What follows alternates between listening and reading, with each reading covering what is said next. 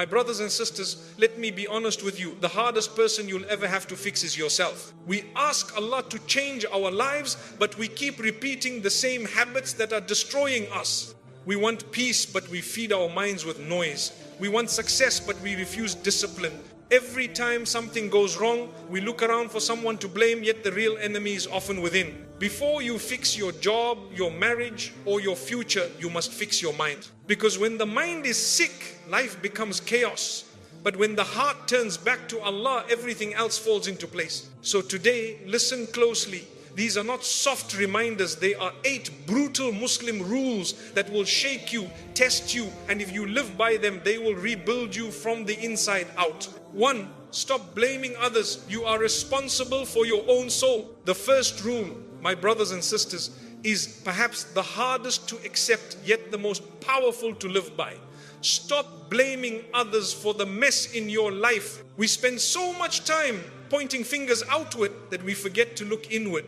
When something goes wrong, we immediately blame our parents for not understanding us, our friends for betraying us, society for being unfair, or destiny for being cruel. But the truth is, most of our problems begin not outside of us, but within us. It's not always what happens to you that breaks you, it's how you respond to it. Allah has given every one of us a mind to think, a heart to feel, and the ability to choose between right and wrong. That means you have the power to shape your life no matter what happened in your past. Even if people hurt you or wronged you, they are not responsible for how you live today you are. If you allow bitterness, anger, or blame to control your mind, you will always remain stuck in the same pain. But the moment you take full responsibility, you take back your power, you stop being a victim and start becoming the author of your own story. Remember, on the day of judgment, no one will stand in your place. Not your parents, not your friends, not your enemies, only you.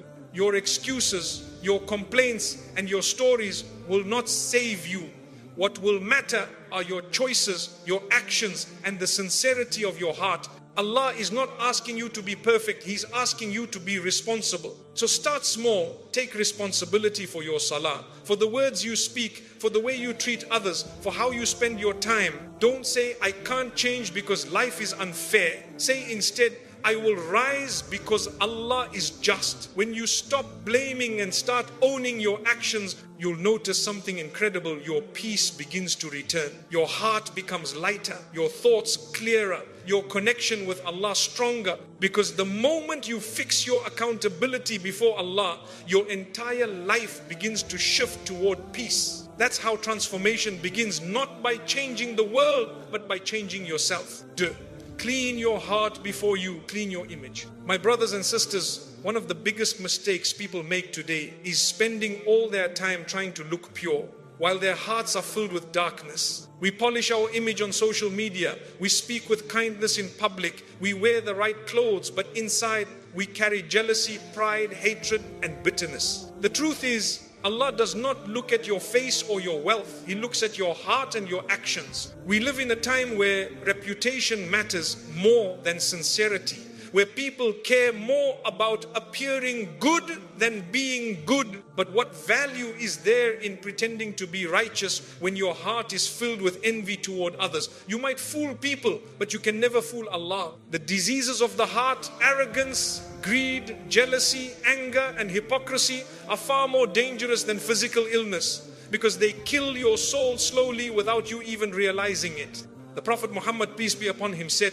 in the body there is a piece of flesh. If it becomes good, the whole body becomes good. And if it becomes corrupt, the whole body becomes corrupt. That piece of flesh is the heart. This means your entire being, your words, your actions, your behavior, all reflect the state of your heart. If your heart is filled with light, your life becomes peaceful. If it's filled with darkness, your world will constantly feel heavy and full of chaos. So before you try to fix how people see you, fix how Allah sees you. Sit in silence sometimes and ask yourself, is my heart soft or hardened? Do I feel happy when others succeed, or do I secretly feel jealous? Do I forgive easily, or do I hold grudges until they poison me? These questions are the mirror to your soul. When you start cleaning your heart by forgiving others, letting go of envy, and replacing hatred with dua, you'll begin to feel a peace that no wealth or fame can ever bring. And how do you clean your heart? Through remembrance of Allah. Keep your tongue busy with dhikr. Read the Quran, because every verse you recite is a light that burns away the darkness within you. Make sincere tawbah. Cry to Allah and ask Him, Ya Allah, remove from my heart any pride, jealousy or arrogance. Make me love what you love and hate what you hate. The more you purify your heart, the more barakah enters your life. Your du'as start being answered. Your sleep becomes peaceful. Your relationships heal. Because when the heart is pure, Allah's mercy flows into everything you touch. So stop worrying about your image. Start worrying about your soul. People's opinions fade, but Allah's opinion lasts forever. When your heart is clean, your reputation will take care of itself. Clean your heart and Allah will clean your path. Sam, discipline your tongue. It's a reflection of your soul. My brothers and sisters, your tongue is one of the smallest parts of your body, yet it can cause the greatest damage. Every word you speak carries weight in the eyes of Allah. You might forget what you said in anger or sarcasm, but your words are written down one by the angels on your shoulders. The Prophet Muhammad, peace be upon him, said, whoever believes in Allah and the last day should speak good or remain silent. That means silence is not weakness, it is worship when used wisely. Think about it. How many relationships have been destroyed because of words said in anger? How many hearts have been broken by careless jokes or gossip? A single word can comfort a soul, or it can destroy it. A single insult can break someone's confidence for years. A single backbiting session can erase the barakah from your tongue. Your words reveal the state of your heart. If your heart is pure, your words will be too. The Prophet, peace be upon him, warned us that most people will be thrown into hellfire because of what their tongues earn. That's how serious it is. Sometimes we think that lying, cursing or gossiping is small, but in the sight of Allah, it's a mountain. A believer doesn't waste his tongue on useless talk. He doesn't curse, insult or humiliate. He speaks with purpose, compassion and awareness that Allah is always listening. So before you speak, pause. Ask yourself, will this word bring me closer to Allah or push me away? Will this word heal or harm? That small pause can save you from regret in this world and punishment in the next. If you can't find something good to say, silence is your shield. Remember, silence has never caused destruction, but careless speech has destroyed nations, friendships, and even faith. If your tongue is undisciplined, start training it. Replace gossip with dhikr. Replace arguments with dua. Replace insults with kindness. The more you practice, the more your heart will follow. Because your tongue doesn't move on its own, it's guided by what's in your soul. When you begin to discipline your words, you'll notice your relationships improving, your heart softening, and your mind becoming peaceful. Why? Because you've stopped pouring poison into your life through your own mouth. Every time you choose silence over gossip, every time you hold back anger, you are building spiritual strength. So guard your tongue like a treasure. Use it to speak truth, to spread peace, to make dhikr, to comfort others and to thank Allah. Remember, the tongue is a reflection of the soul. When you discipline it, you are disciplining your entire being. 4. Cut off what corrupts you even if it hurts. My brothers and sisters, sometimes the hardest thing you'll ever do for your soul is to walk away from what destroys it. You can't purify your heart if you're still feeding it poison every day. You can't grow in faith if you're constantly surrounding yourself with people, habits or environments that pull you away from Allah. Fixing yourself means having the courage to say no, even when your heart still wants to say yes. Many of us hold on to what's harming us. Relationships that drain our peace, habits that ruin our health, and sins that slowly kill our spirit. We say, it's too hard to stop, or everyone's doing it, or I'll change later, but later never comes. Every time you delay change, your soul weakens and shaitan tightens his grip on your life. Allah warns us clearly, do not follow the footsteps of shaitan, for he is your clear enemy. Surah Al-Baqarah 2-168. Notice, Allah didn't say the path of shaitan, He said footsteps. Because shaitan doesn't pull you all at once. He leads you step by step. One small sin, one small compromise, one ignored prayer, until you don't even recognize yourself anymore. That's why you must be ruthless when it comes to protecting your soul.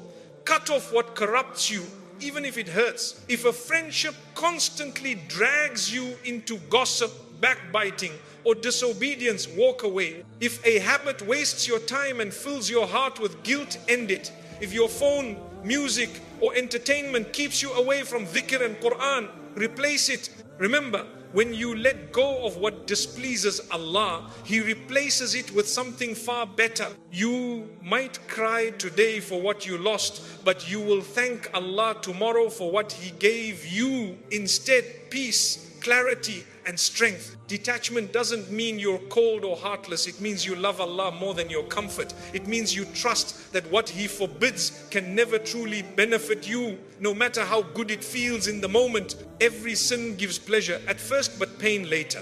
Every act of obedience may be hard at first, but brings peace forever. So choose your pain wisely, the short pain of discipline or the endless pain of regret. Don't let your love for people make you forget the one who gave you love.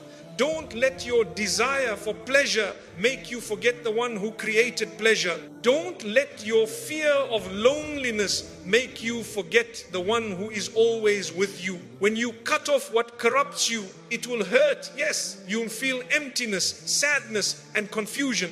But that pain is not punishment, it's purification. It's Allah pulling the poison out of your soul. So be brave. If something leads you away from salah, cut it. If someone weakens your connection to Allah, distance yourself. If a habit makes you feel ashamed before your Creator, abandon it. The Prophet Muhammad, peace be upon him, said, you will never give up something for the sake of Allah, but Allah will replace it with something better. Believe that promise. When you let go of what's harmful, your heart begins to heal. The whispers quiet down. The guilt fades. You start sleeping peacefully, praying sincerely, and living with purpose. Because now your environment supports your faith, not your downfall. And remember, Allah does not want to take things from you to make your life harder. He removes what's fake so He can give you what's real. So cut off the poison.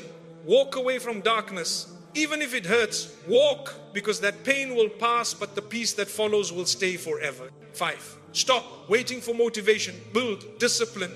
My brothers and sisters, one of the biggest traps many fall into today is waiting to feel ready before they act. We say, I'll start praying when I feel spiritually strong, or I'll start reading Quran when I have more time, or I'll change when life becomes easier. But life never waits. If you keep waiting for motivation, you will waste your entire life waiting for a feeling that might never come. The truth is, motivation is temporary, but discipline lasts forever. Islam doesn't teach us to depend on emotion. It teaches us to depend on action. Even when you're tired, even when you don't feel like it, even when your heart isn't fully there, you move, you obey, and you trust that Allah will put light in your heart because of your effort. The Prophet Muhammad, peace be upon him, didn't tell us to wait for inspiration before praying. He taught us that prayer itself brings inspiration. You don't wait for peace to pray. You pray to find peace. You don't wait to feel good, to do good. You do good.